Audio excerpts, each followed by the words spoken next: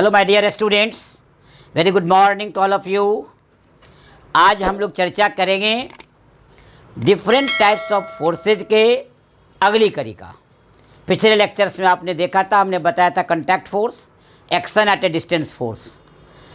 Action at A distance force में भी अनेक फोर्स की चर्चा किया था हमने।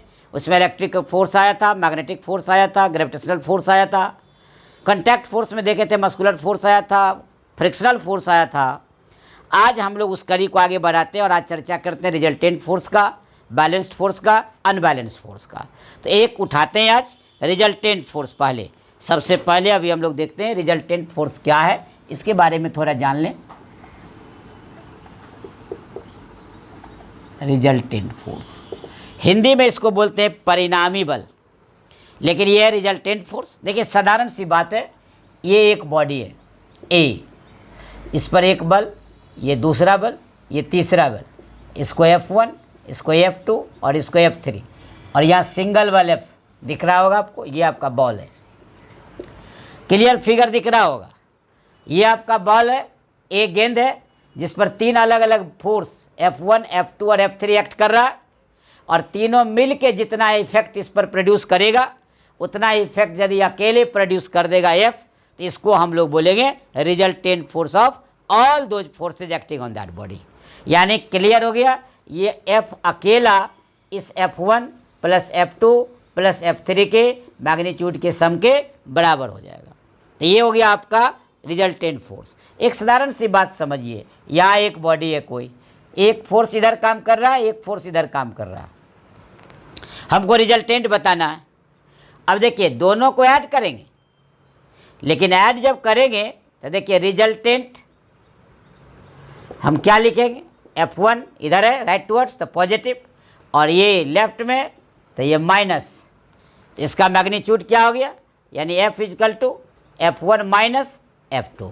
यदि ये मान लिए ये 10 न्यूटन है और ये 6 न्यूटन है, तो रिजल्टेंट क्या हो गया, 10 माइनस 6 4 न्यूटन। डायरेक्शन इसका प्रभावी किधर होगा, रिजल्टेंट का ज़्यादा फोर्स की ओर। चूँकि ये 10 न्यूटन है, ये 6 न्यूटन है, इसको खींच लेगा। लेकिन नेट फोर्स कितना काम किया, तो 10 में से 6 को हम लोग सब्ट्रैक्ट कर दिए, 4 Newton. This is the resultant force. Resultant force समझ में आ गया होगा कि एक बॉडी पर यदि अनेक फोर्स काम करते हों एक साथ, तो वह सिंगल फोर्स उन सभी फोर्सों का रिजल्टेंट फोर्स कहलाएगा। जितना सब मिलके प्रभाव को दर्शाएगा उतना इफेक्ट यदि अकेले सिंगल फोर्स दर्शा देगा, तो वह सिंगल फोर्स उन सभी फोर्सों का रिजल्टेंट फोर्स कहलाएगा। क्लियर हो गया, यानी ये single force is said to be resultant force of all those forces which produce the same effect as it done by collectively on the body. ये क्लियर हो गया। अब है क्या बैलेंस और अनबैलेंस, चर्चा करते हैं हम लोग बैलेंस्ड फोर्स और अनबैलेंस्ड। देखिए नाम आ रहा बैलेंस्ड फोर्स, संतुलित बल। नाम ही से क्लियर हो रहा है कि ये बैलेंस्ड फोर्स है।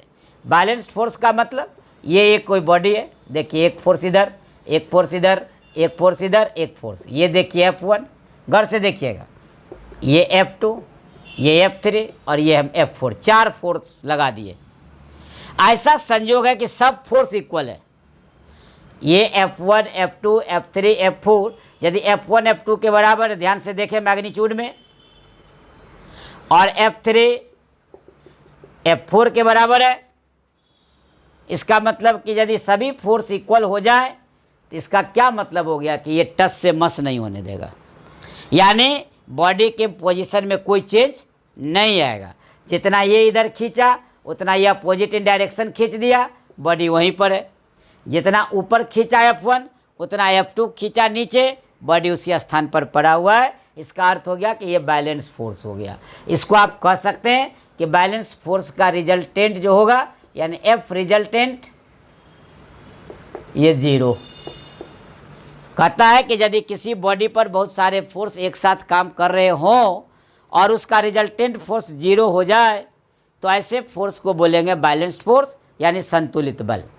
ये क्लियर है कंसेप्ट, फंडा क्लियर है कि संतुलित बल बैलेंस्ड फोर्स से किसी बॉडी के पोजीशन में चेंज नहीं होगा, स्टेशनरी है, तो मोशन में नहीं आएगा, मोशन में है तो स्टेशनरी में नहीं ला पाएगा, किसी प्रकार के शेप और साइज में चेंज नहीं होगा, किसी प्रकार का कोई डायरेक्शन मोशन में चेंज नहीं होगा। यानी बैलेंस्ड फोर्स जो है, संतुलित बल, उसके न पोजीशन में चेंज लाएगा, न उसके शेप में चेंज लाएगा, न उसके साइज में चेंज लाएगा, यानी उसकी किसी भी स्थिति में परिवर्तन लाने के काबिल नहीं रहेगा। अब है अनबैलेंस्ड फोर्स। कौन फोर्स? Unbalanced force. देखिए एक एक करके चर्चा कर रहा हूं मैं। रिजल्टेंट, बैलेंस्ड, अब देखिए अनबैलेंस्ड। नाम से ही क्लियर है कि बैलेंस का ये उल्टा है, रेसिप्रोकल है अनबैलेंस। यदि रिजल्टेंट फोर्स जीरो नहीं होगा, यानी एफ रिजल्टेंट, इसको एफ आर बोलें, नॉट इक्वल टू जीरो। यदि रिजल्टेंट फोर्स जीरो नहीं है, जब नहीं है जीरो, इसका मतलब फोर्स लगा, इसका अर्थ है कि वह उसमें किसी न किसी प्रकार के एक्सीलरेशन के उत्पन्न होने का कॉज हुआ, कारण हुआ। तो अर्थात जब अनबैलेंस फोर्स होगा और संतुलित बल लगेगा, रिजल्टेंट फोर्स जीरो नहीं होंगे, तो उसमें क्या होगा? स्टेशनरी बॉडी को मोशन में लाया जा सकता है। मोशन में बॉडी है, उसको ब्रेक करके, स्टॉप करके, या जैसे भी हो, उसकी गति को कम किया जा सकता है, उसके वेलोसिटी को बढ़ाया जा सकता है, घटाया जा सकता है, उसके डायरेक्शन ऑफ मोशन में चेंज लाया जा सकता है, शेप और साइज में बदलाव लाया जा सकता है। यानी एक तरह से मानिए तो force and laws of motion में अनबैलेंस फोर्स ही कारगर है, कारण एक्सीलरेशन को प्रोड्यूस करेगा, बॉडी के पोजीशन में चेंज लाएगा, बॉडी के मोशन में चेंज लाएगा, बॉडी के शेप में चेंज लाएगा, बॉडी के साइज में चेंज लाएगा। ये सारी बातें लाने वाला होगा कौन? Unbalance force. इसका अर्थ ये हो गया कि एक बॉडी पर एक साथ अनेक बल एक्ट करता हो और यदि उसका रिजल्टेंट फोर्स जीरो नहीं होगा, तब उसको हम लोग बोलेंगे कौन फोर्स? Unbalance force. क्लियर हो गया होगा कि अनबैलेंस फोर्स उस फोर्स को बोलेंगे जिसका resultant force not equal to zero, balance force जिसका resultant force equal to zero. इसमें नॉट इक्वल टू जीरो, उसमें इक्वल टू जीरो। और ये तो रिजल्टेंट फोर्स है, अकेला सिंगल फोर्स है। मान लेते हैं कि 10 आदमी मिल के जितना बल लगाएगा, उस 10 के बदला यदि अकेला कोई बल लगा देगा, तो अकेला वाला रिजल्टेंट कहलाएगा उन सभी 10 के बदले। इस तरह समझ में आ गया होगा। अब हम इसको डिफाइन कर दें तो ज़्यादा अच्छा रहेगा। देखिए अभी आपको रिजल्टेंट फोर्स, बैलेंस और अनबैलेंस समझा रहा था मैं।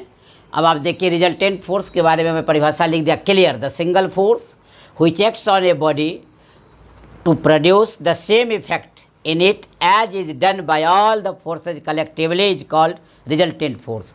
क्लियर हो गया कि एक बॉल है, देखिए हमने लिया एक बॉल, इस पर F1, F2, F3 बहुत सारे ऐसे फोर्स लग रहे हैं। यदि ये तीनों मिलकर जितना इफेक्ट प्रोड्यूस किया, उतना यदि अकेला ये सिंगल फोर्स प्रोड्यूस कर दिया, तो इस सिंगल फोर्स को हम लोग बोलेंगे resultant force of all the given forces F1, F2 and F3। यहाँ लिख दिया यार, F is the resultant force of all the forces F1, F2 and F3 acting on the body, that is F equal to F1 plus F2 plus F3। यानी तीनों मिलकर जितना किया collectively, उतना अकेले ये F बताया। मन में बात हो रही है कि एरो लगा दिए, तीर लगा दिए। चूँकि फोर्स वेक्टर क्वांटिटी है, सदिश राशि है, इसलिए इसको एरो के द्वारा रिप्रेजेंट करते हैं। लेकिन जहाँ कभी भी मैग्नीट्यूड लेना होता है, जहाँ परिमाण लेनी होती है, वहाँ केवल हम लोग एडिशन उसके वैल्यू को लिख देते हैं। जैसे 10 Newton plus 5 Newton plus 6 Newton, जितना होगा 21 न्यूटन, वह रिजल्टेंट का वैल्यू देगा। लेकिन ये डायरेक्शन के रूप में रिप्रेजेंटेशन किया जाता है। देखिए एरो के साथ F1, F2, F3 है, इसलिए इसको हम एरो के साथ लिख दिए। क्लियर। अब देखिए ये बैलेंस अभी हमने बताया था कि बहुत सारा बल यदि एक बॉडी पर एक साथ एक्ट करता है और यदि बॉडी का रिजल्टेंट फोर्स जीरो हो जाए, तो वह बैलेंस फोर्स होगा। इसका अर्थ ये हुआ कि वह बैलेंस फोर्स उस स्थिति में माना जाएगा जब अनेक बल किसी बॉडी पर लगकर उसके पोजीशन में ना कोई बदलाव ला सके, उसके मोशन में कोई बदलाव न ला सके, तो हम लोग मान लेते हैं कि वह body under the effect of balance force है। देखिए हमने लिख दिया, when A number of forces acting on a body do not cause any change in the state of rest, यानी रेस्ट में है तो रेस्ट में ही रहेगा, और in the state of uniform motion, और मोशन में है, एक समान गति में है, तो उसी अवस्था में रहेगी in a straight line, then the forces are said to be balanced force. In other words we may define if the resultant force acting on body is zero. हमने क्या बताया था कि सभी मिलकर यदि जीरो बना देगा रिजल्टेंट, इसका क्या अर्थ, जहाँ थे वही हैं, जैसे है वही हैं, इसीलिए किसी प्रकार का चीज चेंज नहीं होगा, ऐसे को बोला जाएगा बैलेंस्ड फोर्स। देखिए यहाँ एक बॉडी को दिखा रहे हैं, ये आपके पास कोई बॉडी है, हमने कल्पना कर लिया, देख लीजिए आपके सामने। इस पर एक फोर्स देखिए अपवर्ड है, एक फोर्स डाउनवर्ड है, एक फोर्स राइट टुवर्ड्स है, एक फोर्स लेफ्ट टुवर्ड्स है, लेकिन हर एक फोर्स इक्वल इन मैग्नीट्यूड है। तो नेचुरली सब बराबर है, लेकिन अपोजिट इन डायरेक्शन है, they will cancel two each other. इसलिए एक बॉडी के पोजीशन में कोई चेंज नहीं आएगा, ना उसके मोशन में चेंज आएगा।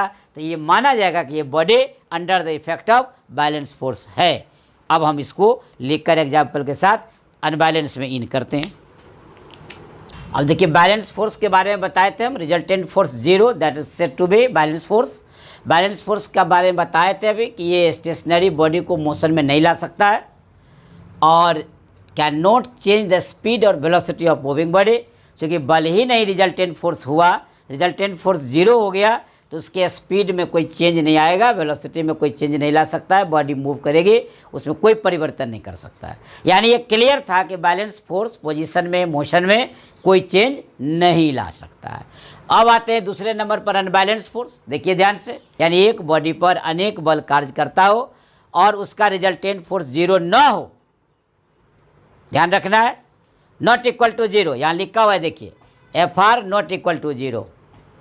तो जब Fr नॉट इक्वल टू 0 होगा तो वैसी स्थिति में अनबैलेंस फोर्स बोला जाएगा। और जब ये अनबैलेंस फोर्स 0 कहने का मतलब रिजल्टेंट फोर्स 0 नहीं होगा तो अनबैलेंस फोर्स हुआ। इसका अर्थ हुआ कि unbalance force he cause the motion का रूट होगा, यानी एक्सीलरेशन प्रोड्यूस कराएगा, बॉडी के पोजीशन में चेंज लाएगा, बॉडी के मोशन में चेंज लाएगा, बॉडी के डायरेक्शन ऑफ मोशन में चेंज लाएगा। तो यही बात को हम लिख दिए हैं कि when the resultant of all the forces acting on a body is not 0, this forces are called unbalance force that is Fr not equal to 0। यानी एक अनबैलेंस फोर्स क्या कर सकता है, can set a stationary body in motion. देखिए स्थिर वस्तु को गतिशील बना सकता है, set a moving body at rest, motion में जो बॉडी है उसको विराम में ला सकता है, और change the direction of motion, यानी मोशन के गति की दिशा को बदल सकता है। ये change the direction of motion, ये सारा काम अनबैलेंस फोर्स ही करेगा। एक सामान्य सी बात को लीजिए कि हम एक एग्जाम्पल दे रहे हैं आपको यहाँ, सबसे पहले यहाँ ले लीजिए तब आपको ज़्यादा अच्छा है। देखिए गौर से आप, ये ए है और ये बी है। ए का मतलब ये टीम ए और ये टीम बी है, इसका मतलब ये हो गया, ये टीम ए है, ये टीम ए और बी है, सामने दिख रहा होगा। अब क्या करता है कि एक रस्सी के द्वारा एक दूसरे से दोनों टीम जुड़ा हुआ है। ये जो आप देख रहे हैं ये कंडक्टिंग, ये आपका ये कनेक्ट दिखा रहा, तो ये आपका कनेक्टिंग रस्सी दिखा रहा। अब दोनों टीम एक दूसरे को अपनी ओर खींचता है।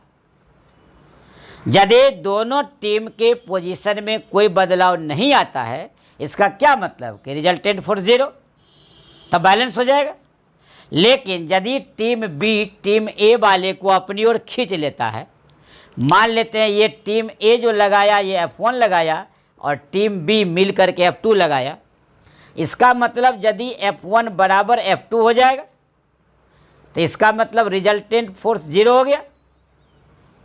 लेकिन यदि F1 नॉट इक्वल टू 0, ये F2 है, दोनों एक दूसरे के बराबर नहीं है, तब तो Fr नॉट इक्वल टू 0 होगा। और Fr जब नहीं होगा 0 तब डिपेंड करेगा किस पर, यदि F1 बड़ा हो जाएगा, ध्यान से देखिएगा, या F2 बड़ा हो जाएगा, मान लेते हैं टीम बी ज़्यादा बल लगाएगा तो टीम ए खिंचा जाएगा, टीम ए टीम बी पर ज़्यादा बल लगाएगा तो टीम बी खिंचा जाएगा। तो वैसी स्थिति में ये जो टर्म आ गया ये हो गया आपका अनबैलेंस फोर्स। क्लियर। एक दूसरा एक्टिविटी देखिए आप, बड़ा अच्छा देखिए, फिगर दिख रहा होगा आपको।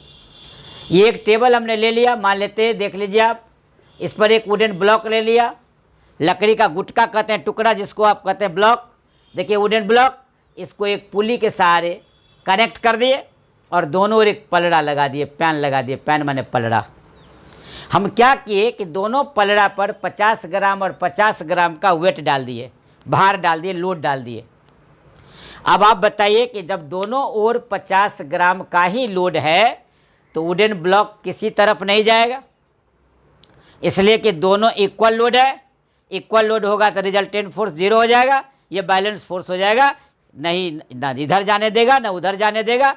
देखिए ना इधर आएगा ना इधर आएगा, इक्वल हो जाएगा। लेकिन यदि मान लेते इस लोड पर हम 100 ग्राम डाल दें, इस पर लोड जो 50 ग्राम था वो 50 ग्राम रहेगा, तब तो ये लोड बढ़ गया। ये लोड बढ़ गया तो नेचुरल है कि ये वुडन ब्लॉक को इस ओर खींच लेगा। तो जब वुडन ब्लॉक इधर खिंचा गया, इसका मतलब अनबैलेंस फोर्स लगा। तो अनबैलेंस फोर्स में क्या ध्यान दिए आप कि रिजल्टेंट फोर्स 0 नहीं हुआ और इसको ये खींच लिया। तो यही एक्टिविटी शो कर रहा है। ध्यान देंगे, एक वुडन ब्लॉक को एक पुली के द्वारा बांध दिए, यानी कि रस्सी या तार के द्वारा बांध दिए, दोनों पलड़ा से कनेक्ट कर दिए।